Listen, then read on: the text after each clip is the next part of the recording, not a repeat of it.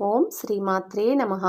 రోజు కూడా స్త్రీలు అన్నం వండిన తరువాత ఇలా చేస్తే అపార ఫలితం వస్తుందంట. అది ఎలా అంటే, స్త్రీలు స్నానం చేశాక వంట చేయాలి.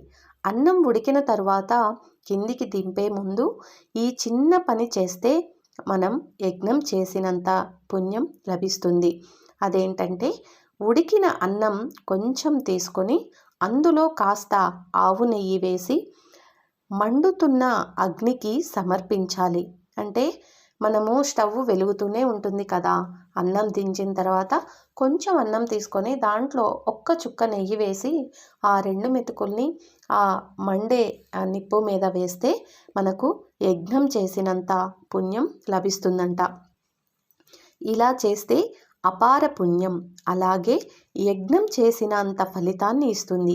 ఈ విధంగా బియ్యం గింజలను అగ్నికి సమర్పించటం వల్ల మీ ఇంట్లో ధనధాన్యాలకు కొదువ ఉండదు.